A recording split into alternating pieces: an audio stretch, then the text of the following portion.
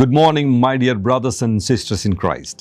యేసుక్రీస్తు వారి శ్రేష్టమైన నామంలో మీ అందరికీ శుభాలు తెలియజేస్తున్నాను. బాగున్నారా? మీరంతా క్షేమంగా ఉన్నారా? యేసుక్రీస్తు నిన్న నేడు నిరంతరము ఒకే రీతిగా ఉన్నాడని పరిశుద్ధ గ్రంథం సెలవిస్తూ ఉంది. What a privilege and honour to worship the lord who is same yesterday, today and for ever. ఎన్నడూ మారని, మాట తప్పని దేవుణ్ణి ఆరాధిస్తున్నందుకు మనం నిజంగా సంతోషించాలి, అతిశయపడాలి. పౌలు భక్తులు అన్నట్టుగా ప్రభునందే మన అతిశయం, సిలువ ఎందే మన అతిశయం. ఈ లోకంలో చాలామంది వారికి ఉన్న భౌతిక సంబంధమైన విషయాలను బట్టి గర్వించే వాళ్ళు ఉన్నారు, అతిశయపడే వాళ్ళు ఉన్నారు. కానీ దేవుని బిడ్డలుగా మన అతిశయం మన ప్రభువే. ఆయన మన పట్ల చూపించే ప్రేమ, ఆయన కురిపిస్తున్న కృపా కనికరాలను బట్టి మనం ప్రభువును స్తుతించాలి.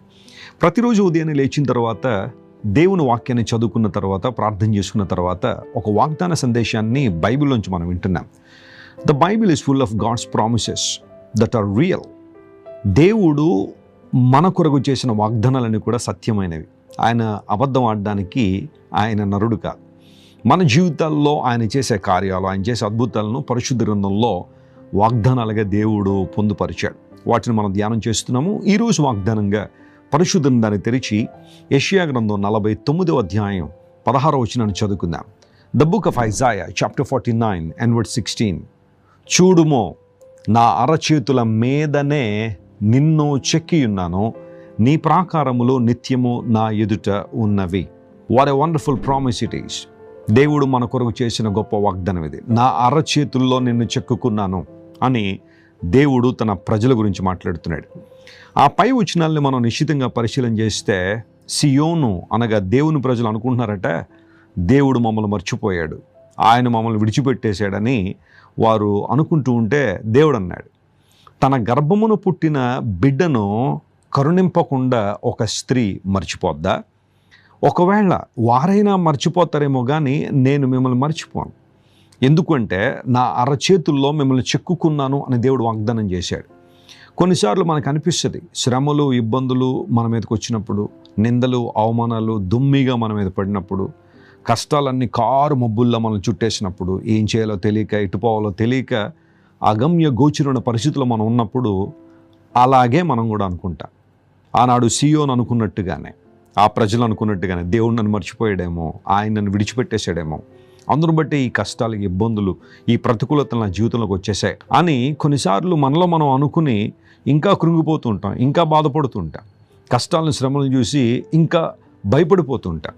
అయితే లేఖనం సెలవిస్తూ ఉంది, దేవుడు తన ప్రజలు మర్చిపోలేదు. ఎందుకోసం అంటే నువ్వు ఆయన రక్తంలో కడగబడ్డావు, ఆయన రక్తం ద్వారా కొనబడ్డావు.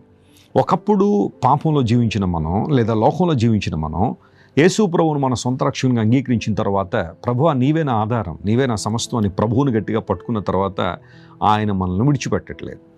చేతుల్లో చెక్కుకోవడం అనేది కొన్ని అద్భుతమైన విషయాలకు సాదృశ్యం. అందులో మొట్టమొదటిది పర్మనెంట్ లవ్ ఆఫ్ గాడ్, దేవుని యొక్క శాశ్వతమైన ప్రేమకు నిదర్శనం చేతుల్లో చెక్కుకోవడం అనేది. చూడండి, మన అరచేతుల్లో ఈ రేఖలు లేదా అరచేతుల్లో మనం చూసే ఈ గీతలు ఎప్పటికీ చెరిగిపోయేవి కాదు.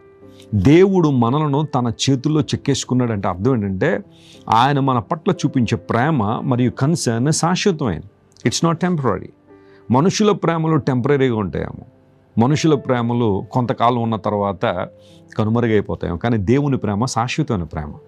ఆ కారణాన్ని బట్టే యోహాను 3:16 మనం చదివితే, దేవుడు లోకమును ఎంతో ప్రేమించాడని లేఖనాలు సెలవిస్తున్నాయి.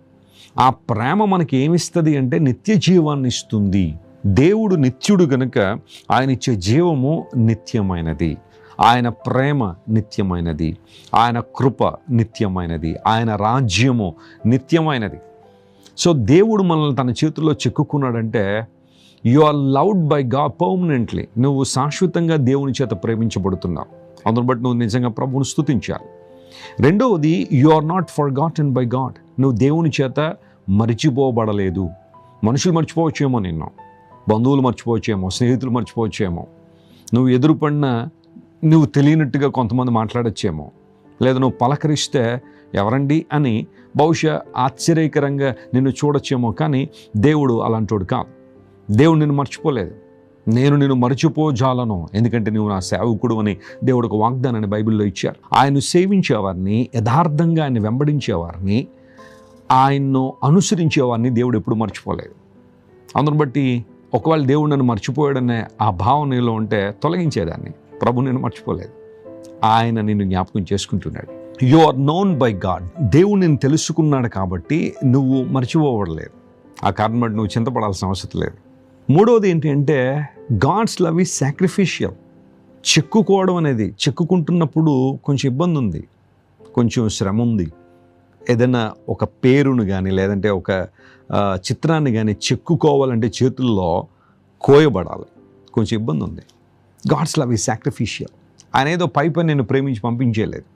ఆయన నిన్ను మనస్ఫూర్తిగా ప్రేమించాడు కాబట్టి సిలువలో నీకోసం ఆయన తన ప్రాణం అర్పించారు.